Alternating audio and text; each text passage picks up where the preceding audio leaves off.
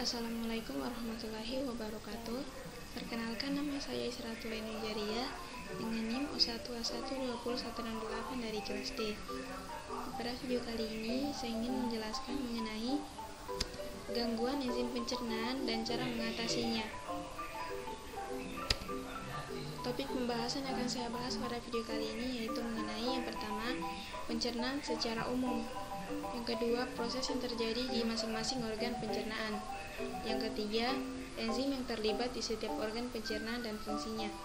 Dan yang keempat itu satu jenis penyakit yang terkait enzim pencernaan. Yang kelima, prinsip penyakit tersebut yang bisa menyebabkan kita sakit. Dan yang keenam itu obat untuk mengatasinya dan cara kerja obat tersebut. Materi yang pertama, pencernaan secara umum. Digesti atau pencernaan adalah proses pemecahan zat-zat makanan sehingga dapat diabsorpsi oleh saluran pencernaan. Proses digesti meliputi pengambilan makanan, memamah, penelanan, pencernaan, dan pengeluaran sisa-sisa pencernaan atau egesti. Hasil akhir proses pencernaan yaitu terbentuknya molekul-molekul atau partikel-partikel makanan, yakni glukosa, asam lemak, dan asam amino yang siap diserap atau diabsorpsi oleh mukosa saluran pencernaan. Selanjutnya, partikel-partikel makanan tersebut dibawa melalui sistem sirkulasi atau transportasi untuk diedarkan dan digunakan oleh sel-sel tubuh sebagai bahan untuk proses metabolisme atau asimilasi. Yang kedua yaitu proses yang terjadi di masing-masing organ pencernaan. Proses yang terjadi di masing-masing organ pencernaan diantaranya A. Rongga mulut atau mulut. Di rongga mulut ini terdapat gigi atau gerigi yang berfungsi untuk menyobek, mengunyah zat-zat makanan secara mekanis sehingga menjadi zat-zat yang lebih kecil dan dimudahkan bekerjanya enzim pencernaan. Di rongga mulut terdapat bibir, lidah, dan pelatum atau langit-langit untuk membantu pengunyahan zat makanan dan penelanan zat makanan. Yang kedua itu faring, merupakan persilangan antara saluran makanan dan saluran udara. Epiglotis berperan sebagai pengatur atau klip kedua saluran tersebut. Pada saat menelan makanan, saluran udara ditutup oleh epiglotis dan sebaliknya jika sedang menghirup nafas. Yang ketiga itu esofagus atau kerongkongan.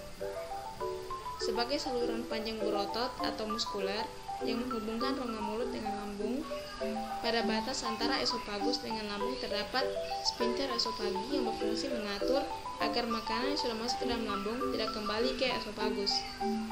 Yang keempat itu gastring atau lambung. Di lambung, makanan ditampung, disimpan, dan dicampur dengan asam lambung, lendir, dan pepsin. Mukosa lambung banyak mengandung kelenjar pencernaan. Kelenjar pada bagian pirolika dan kardiaka menghasilkan lendir. Kelenjar pada fundus terdapat sel parietal atau oxyntic cell yang menghasilkan HCl dan sheath cell menghasilkan pepsinogen. Proses digesti di lambung meliputi pencernaan pada lambung sebatas pada protein, sangat sedikit lemak dan karbohidrat, absorpsi zat-zat tertentu seperti alkohol dan obat-obatan. Yang kedua, makanan setelah melewati lambung menjadi dalam bentuk bubur makanan atau SIM dengan mekanisme dorongan dari otot lambung SIM menuju ke usus 12 jari. Yang kelima, intestinum tenue atau usus halus. Di usus halus ini dibedakan lagi menjadi 3 bagian. Yang pertama, duodenum. Pada duodenum terdapat muara ductus choledocus dan ductus pancreaticus. Cairan empedu dari kantung empedu dikeluarkan lewat ductus choledocus. Cairan pankreas lewat ductus pancreaticus. Cairan pankreas mengandung enzim lipase, amilase, tripsinogen, dan semotripsinogen. Yang kedua, jejunum, yang merupakan tempat absorpsi zat-zat makanan dan tempat proses penyerapan atau absorpsi zat-zat makanan meliputi difusi, osmosis, dan transport aktif. Yang ketiga, ileum atau absorpsi melalui fili usus. Dan yang keempat itu intestinum crassum atau usus besar. Pada usus besar ini terdiri atas cecum dan kolon. Usus besar merupakan tempat untuk absorpsi air dan mineral yang tidak terserap di usus halus. Pencernaan secara mikrobiotis oleh bakteri komensal atau bakteri E. coli yang dapat menghasilkan gas dan sintesis vitamin K. Yang keenam itu rektum. Rektum itu merupakan kantong yang berfungsi sebagai tempat penampungan feses. Setelah penuh, terjadi perangsangan karena ekstensi peregangan dinding rektum sehingga timbul keinginan untuk berak atau defekasi. Dan yang terakhir itu anus. Pada anus ini berfungsi untuk mengatur pengeluaran tinja. Terdapat kelainan saluran pencernaan.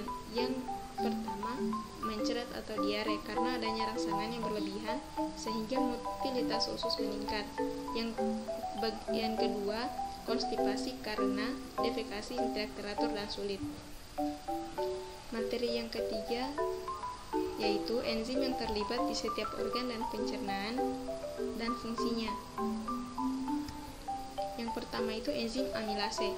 Enzim amilase diproduksi di kelenjar liur, pankreas, dan usus halus.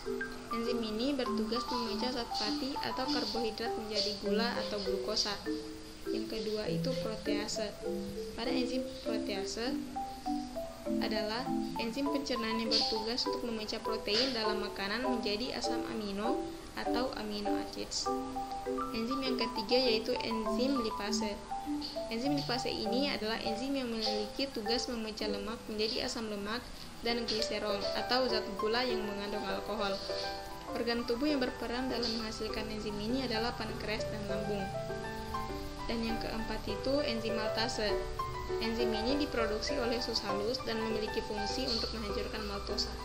Enzim yang kelima laktase. Enzim laktase ini adalah jenis enzim pencernaan yang berfungsi memecah gula laktosa yang ditemukan dalam susu dan makanan atau minuman yang terbuat dari susu. Dan enzim yang terakhir itu enzim sukrase. Fungsi enzim ini adalah memecah sukrosa menjadi gula sederhana, seperti fruktosa dan glukosa. Gula sukrosa banyak ditemukan pada tanaman seperti tebu, sorghum, dan bit gula. Materi yang keempat, penyakit yang terkait enzim pencernaan dan penyebabnya. Penyakit yang saya angkat di sini yaitu gangguan pankreas kronis. Nah, apa itu gangguan pankreas kronis? Gangguan pankreas kronis ini adalah peradangan pada pankreas yang menyebabkan kerusakan permanen dan berhentinya fungsi pankreas. Ini terjadi ketika pankreas tidak memproduksi cukup enzim untuk memecah dan menyerap makanan, sehingga nutrisi seperti lemak, vitamin, dan mineral tidak dapat diserap oleh tubuh sehingga menyebabkan nyeri perut berat yang timbulnya secara berulang. Nah, yang kelima, prinsip penyakit tersebut yang bisa menyebabkan kita sakit. Sebanyak 70% kasus pankreas kronis disebabkan oleh konsumsi minuman beralkohol selama bertahun-tahun. Akibat berulangnya peradangan akut pada pankreas dapat memicu penyakit pankreas kronis. Nah, materi yang terakhir ini obat untuk mengatasinya dan cara kerja obat tersebut. Pada pengobatan pankreas kronis memiliki tujuan untuk meredakan nyeri, mengatasi penyebabnya, dan menangani gangguan akibat penurunan fungsi kelenjar ini. Meskipun kerusakan pankreas tidak dapat disembuhkan, namun pengobatan dapat mengurangi keluhan yang dialami oleh penderita dan mengatasi gangguan yang disebabkan oleh tidaknya berfungsinya pankreas. Metode pengobatan pankreas kronis ini yaitu dengan pemberian obat-obatan. Yang pertama itu jenis obat yang diberikan meliputi obat pereda nyeri, mulai dari paracetamol, antiinflamasi non-steroid, hingga obat golongan opioid seperti kodein atau tramadol. Nah, obat yang kedua itu tambahan obat untuk membantu mengurangi nyeri, seperti amitriptilin dan gabapentin. Yang ketiga, suplemen pengganti enzim pankreas. Yang keempat, obat golongan steroid pada pasien pankreatitis kronis yang disebabkan oleh penyakit autoimun. Dan yang terakhir, insulin. Insulin ini diberikan apabila pankreatitis kronis menyebabkan pasien terkena penyakit diabetes. Mungkin itu saja video mengenai gangguan pencernaan dari saya. Jika ada kesalahan mohon dimaafkan. Saya dengan ucapan wassalamualaikum warahmatullahi wabarakatuh.